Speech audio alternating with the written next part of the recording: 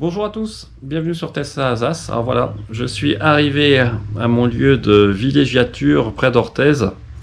Après mon périple de 12 heures, plus de 12h30 quand même de conduite, plus avec les arrêts inclus. Donc on va regarder ça un peu dans la vidéo. C'était intéressant quand même parce que j'ai une petite surprise à Beaune. Vous savez que j'avais fait une vidéo sur les superchargeurs comme des potentiels points faibles en termes de fréquentation, parce que ça y est, maintenant il y a beaucoup de monde pendant les vacances estivales, notamment le samedi, mais pas que le samedi. Moi j'ai vu à Beaune, vous verrez dans la vidéo, que c'était encore bien plein à 20h, 20h30 le soir, avant que j'arrive, et que ça peut poser des problèmes d'ailleurs en termes de recharge, mais on en reparlera dans la vidéo. Vous verrez comment, entre guillemets, j'ai résolu, entre guillemets, le problème. Et puis vous verrez aussi un peu que de nuit, voilà, j'ai conduit quasiment de nuit, donc je peux confirmer que les phares automatiques, c'est pas vraiment une réussite, c'est le moins qu'on puisse dire. Et puis aussi, par contre, le autopilote, notamment dans mon cas là, avec le FSD, pour pouvoir avoir le dépassement semi-automatique, c'est quand même bien pratique sur une telle distance, car on gagne vraiment en sécurité pour les dépassements et pour se rabattre. Mais voilà, donc on va regarder ça un peu dans la vidéo, j'espère que ça vous plaira, et on se dit à tout à l'heure. Alors, je voulais commencer en vous montrant le taux d'occupation quand je suis parti depuis le GPS de la voiture, notamment à Beaune et Mâcon. Et vous voyez, c'était pas mal quand même. Pour un dimanche, je me suis dit que je suis parti vers 18h, qu'en arrivant vers 20h30 à Beaune, ce serait plus calme. Et en fait, pas tellement. On va voir ça dans la vidéo. Alors ça, c'était le trajet qui était prévu par le GPS en partant le soir. Vous voyez, donc Mâcon, Clermont-Ferrand, Brive-la-Gaillarde, Bordeaux et ensuite vers Orthez. Et vous allez voir que moi, mon trajet, eh bien, il y avait un arrêt de moins puisque je voulais passer par Beaune et par Limoges. Et ensuite Langon. Vous allez voir en fait que j'ai changé un peu d'avis en cours de route. Et vous voyez là que, alors c'est par l'estimation de ABRP a posteriori, mais au départ, entre Beaune et Limoges, n'avait pas de limitation de vitesse. Moi, j'avais choisi que des trajets sans avoir à devoir à limiter ma vitesse pour être au cas où sûr de pouvoir la réduire si l'autonomie était insuffisante. Alors nous voilà partis de Mulhouse, pas de problème particulier pour arriver jusqu'à Beaune en termes d'autonomie. Par contre, j'ai l'écran qui a bugué parce que j'avais un appel en même temps que j'avais mis le site web pour ABRP et donc écran noir, obligé de rebooter car l'écran était figé. Et évidemment, en même moment, je rentre dans une zone de limitation de vitesse à 110 alors que c'était 130 avant. Donc résultat, heureusement que j'avais Waze comme outil sur mon téléphone en dessous là qu'on voit pas, qui m'a permis de réduire ma vitesse à 110 en attendant que l'écran se réveille. Donc voilà, ça c'est comme un côté embêtant. C'est rare que ça plante, mais quand ça plante, vous avez plus d'indicateur de vitesse et en plus vous voyez ça a mis pas mal de temps pour redémarrer. Donc à un moment j'étais un peu inquiet. Et hop, ça y est, c'est reparti et j'avais pu me remettre, vous voyez, en dessous de 110 et heureusement que j'avais Waze. Donc un conseil quand même, mettez toujours un GPS sur le téléphone au cas où avec la vitesse indiquée, ça peut être utile de temps en temps. Ensuite, voilà, j'ai continué ma route tranquillement et donc l'intérêt pour moi c'était de vérifier entre ABRP et le GPS qui était le plus précis. Là, vous voyez, j'arrive à au premier péage et là la voiture en fait me fait aller à gauche complètement et donc là je suis obligé de freiner aussi, autrement je défoncerai tout dans le péage pour vous dire que là l'autopilote a quand même ses limites comme j'avais déjà montré dans d'anciennes vidéos. Et nous voilà repartis toujours en mode confort avec même le soleil de face, le système d'autopilote a bien fonctionné. On reviendra un peu plus tard sur les phares et les codes, on va dire les phares automatiques de nuit ou au coucher, au soleil couchant plutôt. Là, c'est une autre paire de manches. Donc là, c'est vraiment un régal, honnêtement. Et j'ai commencé à m'intéresser au taux d'occupation du superchargeur de Beaune par rapport à celui de Mâcon.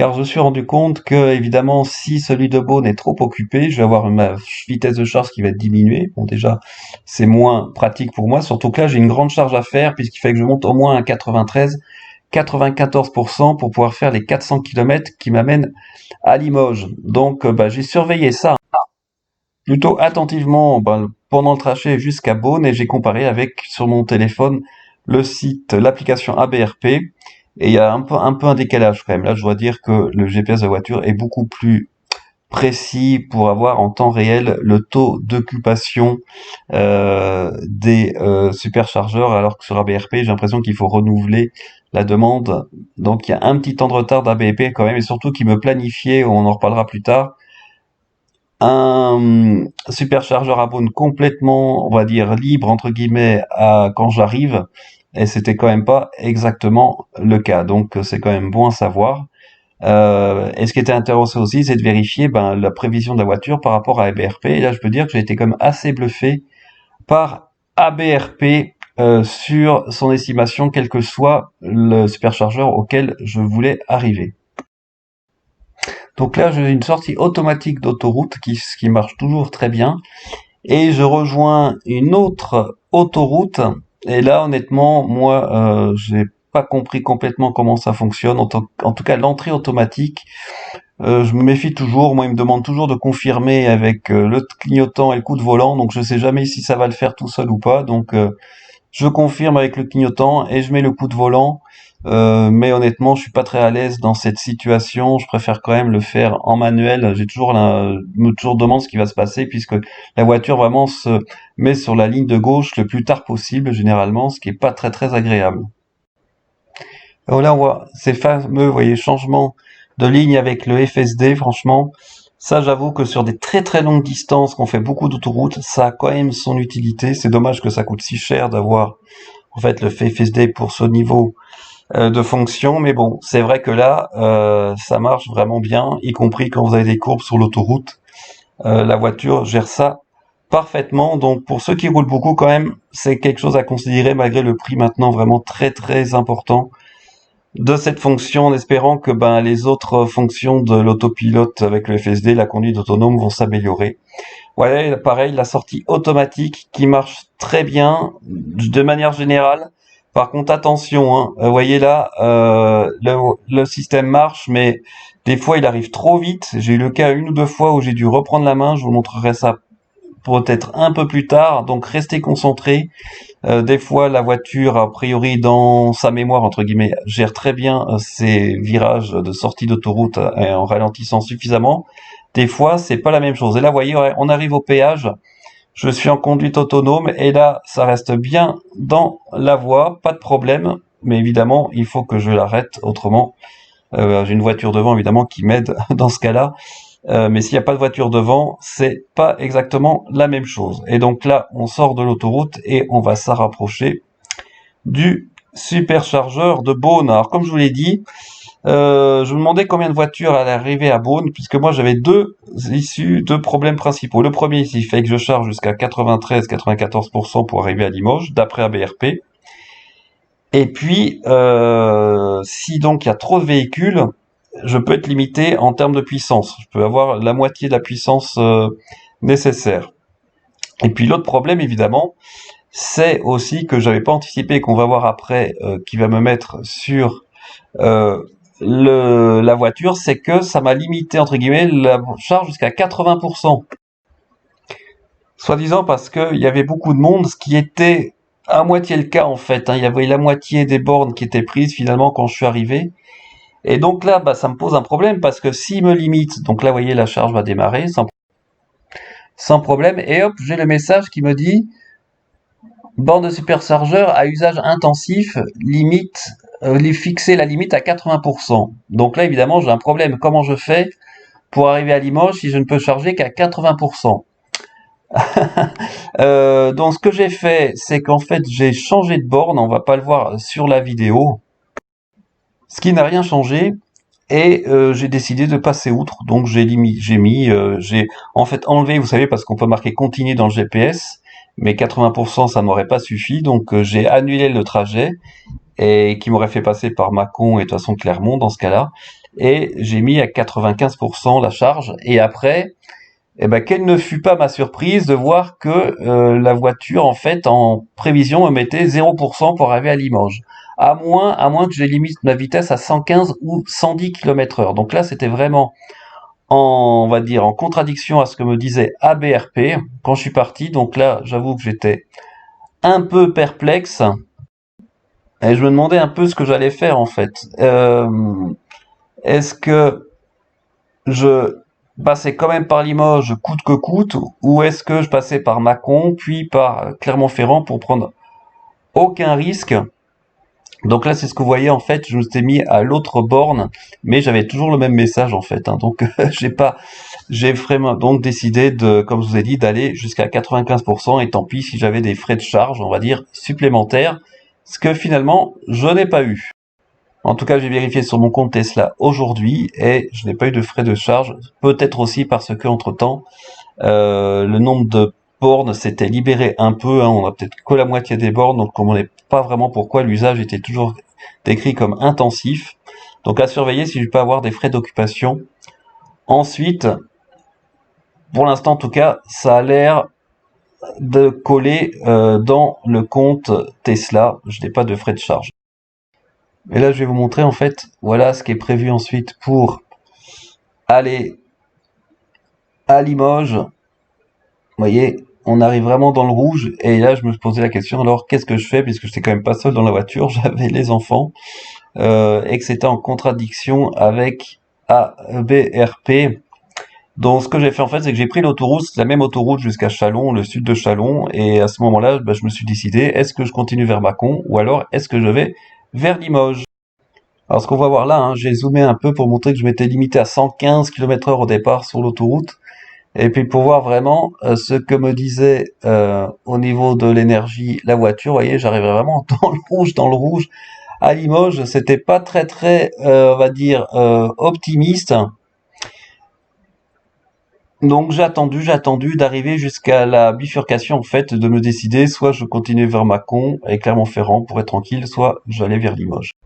Donc en fait, comme j'aime bien me prendre un petit peu la tête pour rien, comme vous avez compris déjà, j'ai recoupé les informations et j'ai vu que mon autonomie remontait, hein, et donc j'ai décidé d'aller vers Limoges, hein.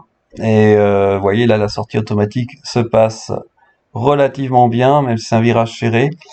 Et ensuite, ça m'a donné raison, puisqu'en fait ABRP avait bien prévu le coup. Je pense qu'en fait le GPS de la voiture n'avait pas prévu la baisse de la limitation de vitesse sur une grande partie de l'autoroute ou de la voie rapide pour aller à Limoges. J'ai été limité à 70 pendant un sacré moment, ce qui fait que ça m'a vraiment baissé mon autonomie.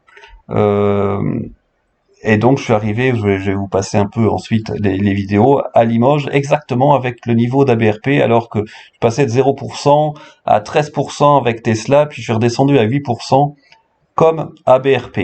Et là, c'est pour vous montrer en fait que quand on commence à voir le soleil couchant, alors le système de phare, franchement, ça marche pas bien du tout. Et même de nuit, ça marche vraiment très très moyennement, quoi. Donc c'est un peu dommage. Mais il faut vraiment faire attention. J'ai eu un nombre innombrable d'appels de phare en face où la voiture ne n'arrêtait pas les phares assez rapidement. On va dire, dans 70% des cas, ça n'allait pas. Dans 30%, c'était bon, mais dans 70% des cas, là, malheureusement, c'était beaucoup, beaucoup trop lent. Et voilà, donc là, on arrive voilà, dans la partie très, très longue de la voie rapide, entre guillemets, enfin, je sais même pas si c'est une voie rapide, pour aller vers Limoges, qui était limitée à 70. Alors là, ce qui est intéressant, c'est que la voiture prenait très bien le cap, et des fois, il n'y avait pas ces plots, là, il y avait des sortes de plots, mais pas fixés au milieu de la route, et je passais vraiment pas loin, quoi. Certains étaient pas pile poil sur le tracé blanc, donc ça allait quand même, mais il faut rester concentré, hein. Quand c'est pas des plots fixes, qui sont juste posés comme ça, faites attention, je pense que s'il y en a un qui est un peu plus à droite, on peut facilement le toucher, si on ne fait pas attention. Et là par contre, là ça marchait très bien, et les gens, bon, 70, hein. C'est sûr qu'à ce niveau-là de consommation, j'ai repris 10% pendant un bon moment. Après, j'ai eu un message intéressant qui correspond pas à la situation, mais quand vous avez deux voies, dont une qui est limitée entre guillemets par l'extérieur par des cônes, j'ai eu un message de la voiture qui me conseillait d'aller sur l'autre voie qui n'était pas délimitée par des cônes. Donc c'est la première fois que j'ai vu ce message, donc c'était assez intéressant. Sinon, c'est vrai que moi, honnêtement, cet autopilote là, dans ces conditions-là, bon, de toute façon, j'ai eu, je sais pas, au moins 10 ou 15 radars tout au long du trajet. Vous êtes vraiment obligé de respecter les limitations. Et on va dire dans 80%, 85% des cas, la limitation était correcte. J'ai eu quelques soucis de temps en temps, mais voilà, dans 80-90% des cas, c'était correct. Et vous voyez là les phares qui s'allument, qui s'éteignent. Franchement, pas top. Là, j'espère que euh, Tesla va rattraper le coup. J'ai d'autres exemples plus tard pour vous montrer que vraiment vous pouvez pas vraiment faire confiance au système. Euh, c'est vraiment bizarre. Même quand il y avait ces plots au milieu qui contre-éclairaient, on va dire des fois les codes, hop, ça s'allumait, puis ça se réteignait, sans vraiment de raison particulière. Je pense que c'était l'éblouissement des cônes eux-mêmes qui annulait le système des phares automatiques, qui remettait les codes. Donc vraiment pas convaincant du tout, du tout. Vous voyez là c'est pareil, ça se rallume, ça s'éteint, on sait pas vraiment pourquoi. Bon, bah écoutez, ça ne peut que s'améliorer, hein, on va prendre ça comme ça. Restons positifs. Vous voyez, ça c'est bon là il y a une voiture qui arrive en face, mais ouais, pas pratique. Au moins ça reste éveillé, hein, puisque comme vous prenez tellement d'appels de phare que vous êtes bien obligé de réagir assez rapidement. Donc ça c'est du côté positif si je peux dire. Et moi ce que j'ai apprécié aussi finalement c'est que ce système, vous savez, de bouger un peu le volant toutes les 15 secondes, alors c'est plus contraignant que les autres voitures, mais franchement, de nuit c'est vraiment bien. C'est vraiment bien. Alors là on va voir ce qui se passe, vous voyez, je suis en autopilote, la voiture ne tourne pas du tout toute seule, hein. Si je fais rien, je pense que je me prends le mur directement. Donc faites attention, hein, ne croyez pas à la voiture dans ce cas-là. J'ai eu plusieurs cas, que ça soit les cônes ou le muret, je sais même pas si ça serait arrêté en temps et en heure. Donc vraiment, faites très attention. Mais pour revenir au système de rappel sur le volant, vous savez, de nuit, franchement, je trouve ça bien. Parce que ça vraiment, voilà, là c'est pareil, vous voyez, il faut aller à gauche, d'ailleurs, hop, je suis obligé de donner un grand coup de volant. Autrement, j'ai l'impression que je vais prendre le muret. Donc ce système de rappel, franchement, c'est une grande sécurité pour moi. De jour, je peux comprendre, ça peut un peu énerver qu'on fait un petit trajet, mais de nuit, vraiment, si je m'endors sur le volant et que je garde les mains, eh ben la voiture, elle va quand même s'arrêter. Donc ça, c'est vraiment, vraiment bien. Voilà, pareil, toujours dans une zone de travaux avec des lignes jaunes bien délimitées, donc pas de problème pour la voiture dans ce cas précis. Pour suivre. Après, il y a toujours ce problème de réaccélération. On ne sait pas trop comment ça se passe. Il faut appuyer sur l'écran si on veut réaccélérer. Euh, donc là, il faut quand même faire attention quand il y a une voie. Voilà, vous voyez, là, c'est pareil. Hop, il faut. Moi, j'ai repris la main, vous voyez, parce que je trouvais que la voiture n'allait pas assez vite. Donc, j'ai arrêté l'autopilote pour me fondre dans la voie de circulation à gauche. Donc après 390 km à peu près, on arrive à Limoges vers 1 heure du matin avec mes 8%, donc j'étais bien content. Euh, Ça s'est bien déroulé, ABRP ne s'est pas trompé, je pense qu'il a bien pris en compte les limitations de vitesse et aussi les le vent, hein, plus la température extérieure qui joue, hein, la densité de l'air qui joue aussi, donc là franchement ça s'est bien passé. Donc là, évidemment, hein, ça devient un peu plus dur. À 1 heure du matin, j'ai réussi à dormir un peu. Les enfants dormaient pas encore ou très peu. Et je savais que là, je vais aller dans la partie la plus dure pour arriver jusqu'à Bordeaux. Finalement, j'ai pris plutôt Bordeaux que Langon.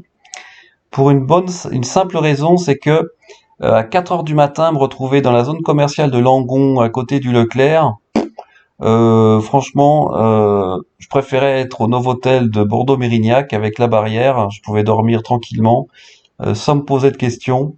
Donc finalement, j'ai pris cette option qui ne changeait rien finalement, puisque je pouvais toujours atteindre Orthez, mais en chargeant un peu plus à Bordeaux.